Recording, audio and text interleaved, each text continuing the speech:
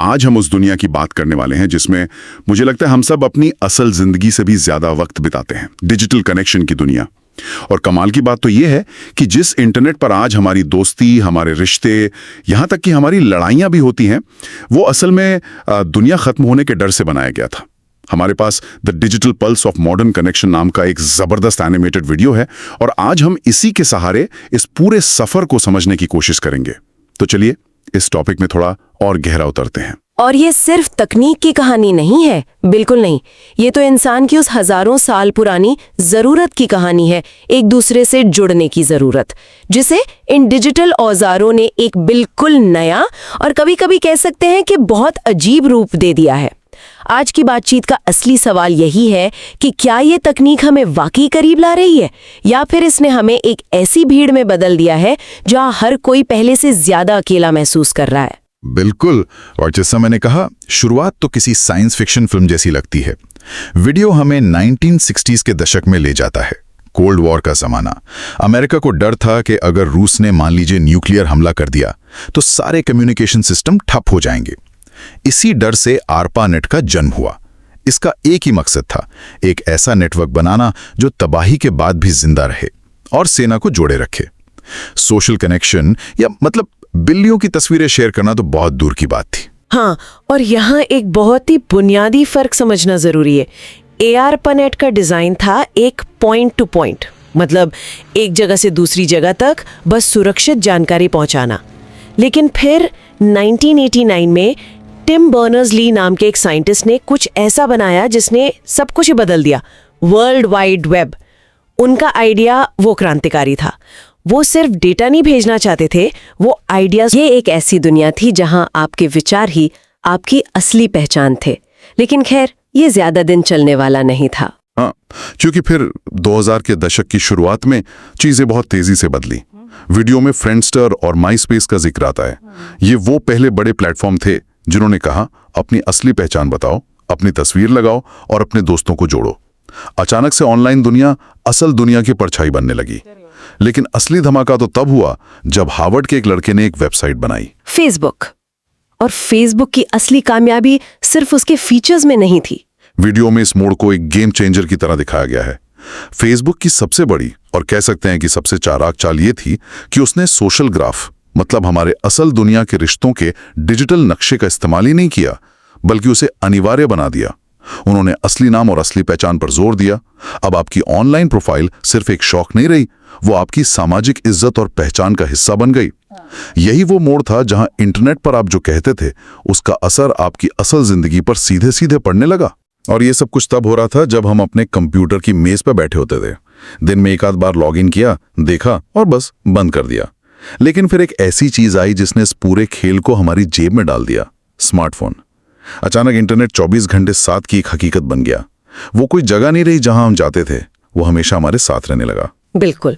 और इसी हमेशा कनेक्टेड दुनिया ने एक नए बादशाह को जन्म दिया, एल्गोरिदम।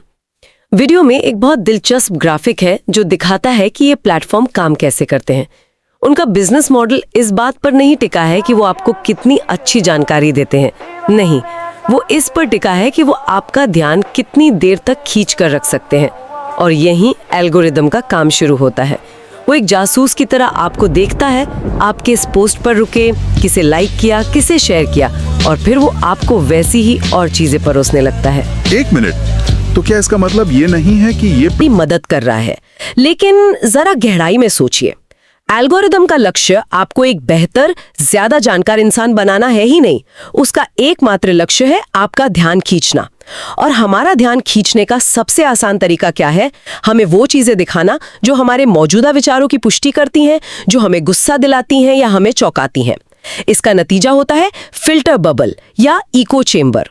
हाँ, सोर्स में इन शब्दों का इस्तेमाल हुआ है। इसका मतलब है कि हम एक ऐसे डिजिटल बुलबुले में रहने लगते हैं जहां हमें सिर्फ अपनी ही आवाज की गूंज सुनाई देती है। अगर किसी को एक खास राजनीतिक पार्टी पसंद है तो उसे सिर्फ उसी के समर्थन वाले पोस्ट दिखेंगे। धीरे धीरे उसे लगने लगता है कि पूरी दुनिया ही वैसा सोचती है, और जो लोग अलग सोचते हैं वो या तो बेवकूफ हैं या बुरे, है ना? बिल्कुल, और ये समाज के लिए बहुत खतरनाक है। संवाद की जगह टकराव ले लेता है। हम दूसरे पक्ष को समझने की कोशिश करने के बजाय उसे खारिज करने लगते हैं। एल्गोरिदम अनजाने में हमें और ज्यादा कट्टर बना रहा है, क्योंकि कट्टरता से ज्यादा एंगेजमेंट मिलती है। वो हमें बांटकर हम पर राज कर रहा है और हम खुशी खुशी लाइक और शेयर बटन दबा रहे हैं। तो ये सिर्फ राजनीतिक विचारों या खबरों तक सीमित नहीं है। सोर्स इस बात पर भी इशारा करता है कि ये हमारी मानसिक सेहत पर, हमारे दिमाग पर भी गहरा असर डाल रहा है। इसमें सामाजिक तुलना के सिद्धांत का जिक्र है। हाँ, और ये बहुत अंदर तक असर करने वाली चीज है। हम इंसान हजारों सालों से एक सामाजिक प्राणी रहे हैं। हमारे दिमाग की वायरिंग ही ऐसी है कि हम हमेशा ये देखते हैं कि समूह में हमारी जगह कहाँ है। पहले ये समूह हमारा गांव या मोहल्ला होता था, अब वो इंस्टाग्राम की फीड है, जहां हर कोई अपनी जिंदगी का सबसे अच्छा एडिट किया हुआ, फिल्टर लगाया हुआ संस्करण दिखा रहा है। शानदार छुट्टियां, परफेक्ट रिश्ते, कामयाब करियर, जिसे हम हाईलाइट रील कह सकते हैं। हम अपनी जिंदगी के बिहाइंड द सीन्स, मतलब रोजमर्रा की उबाऊ सच्चाई की तुलना किसी और की हाईलाइट रील से करने लगते हैं, और इस तुलना में हम हमेशा हारते हैं। एकदम सही। और हमारा दिमाग ये फर्क नहीं कर पाता कि जो दिख रहा है वो सच नहीं है या पूरा सच नहीं है। इसी से फोमो पैदा होता है, फियर ऑफ मिसिंग आउट, एक लगातार बनी रहने वाली बेचैनी कि कहीं कुछ छूट तो नहीं रहा, कहीं हमारे दोस्त हमारे बिना ही कुछ मजेदार तो नहीं कर रहे। ये प्लेटफॉर्म हमारी इन्हीं मनोवैज्ञानिक कमजोरियों पर खेलते हैं। मान्यता पाने की इच्छा यानी लाइक्स, और समूह से बाहर हो जाने का डर। ये एक अंतहीन दौड़ है। तो ऐसा लगता है कि हमारे दिमाग का हजारों साल पुराना सॉफ्टवेयर इस नए जमाने के हाइपर स्पीड हार्डवेयर के साथ मतलब तालमेल नहीं बिठा पा रहा है। लेकिन हमने अब तक सिर्फ इसके स्याह पक्ष की ही बात की है। वीडियो एक बहुत शक्तिशाली सकारात्मक पहलू भी दिखाता है, सामाजिक आंदोलन। हाँ, और ये उसी तकनीक का दूसरा पहलू है। वीडियो में अरब स्प्रिंग का उदाहरण दिया गया है।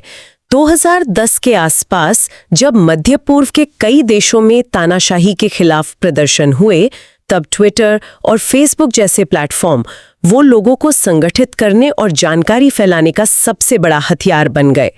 उस वक्त पारंपरिक मीडिया पर सरकार का कब्जा था, लेकिन इस विकेंद्रीकृत मतलब डिसेंट्रलाइज्ड नेटवर्क को चुप कराना लगभग नामुमकिन था। ये दिखाता है कि जब जानकारी कुछ बड़े संस्थानों के हाथ से निकलकर आम लोगों के बीच तेजी से फैलती है, तो वो कितनी ताकतवर हो सकती है। बिल्कुल, ये उन लोगों को आवाज दे सकती है जिनकी आवाज सदियों से दबाई गई थी। ये सामाजिक बदलाव का एक शक्तिशाली औजार बन सकता है। तो वही तकनीक जो हमें फिल्टर बबल में कैद कर सकती है, वही तकनीक हमें तानाशाही की जंजीरों से आजाद कराने में भी मदद कर सकती है। ये एक दोधारी तलवार है और हम अभी भी इसे चलाना सीख ही रहे हैं। तो एक न्यूक्लियर हमले से बचने के लिए बने नेटवर्क से शुरू होकर आज हम एक ऐसे वैश्विक सामाजिक ताने बाने का हिस्सा हैं जो हमारी दोस्ती, हमारी राजनीति और हमारे दिमाग को हर पल बदल रहा है। ये सफर वाकई हैरान करने वाला है, और ये सोर्स हमें कुछ बहुत बड़े सवालों के साथ छोड़ जाता है, जैसे इस हमेशा जुड़ी हुई दुनिया में असल दुनिया के अकेलेपन से कैसे बचें, और एक ऐसी दुनिया में जहां हर कोई अपनी एक परफेक्ट डिजिटल इमेज बना रहा है, वहां अपनी असलियत को कैसे बचाकर रखा जाए। और आखिर में एक सवाल मेरे दिमाग में आता है जिस पर सोचना जरूरी है। इस वीडियो ने हमें जुड़ाव के औजारों मतलब टूल्स के विकास की कहानी बताई, आर्पानेट के केबल से लेकर स्मार्टफोन के ऐप्स तक। लेकिन जुड़ाव के नियमों के विकास का क्या, रूल्स का क्या? तकनीक तो रोशनी की रफ्तार से बदल गई, लेकिन इन डिजिटल जगहों पर एक दूसरे से बात करने के शिष्टाचार, नैतिकता और सामाजिक नियम बनाने में हम बहुत पीछे रह गए हैं। शायद अगली बड़ी चुनौती तकनीकी नहीं बल्कि सामाजिक है। ऑनलाइन रहते हुए एक दूसरे के साथ इंसान बने रहना कैसे सीखा जाए।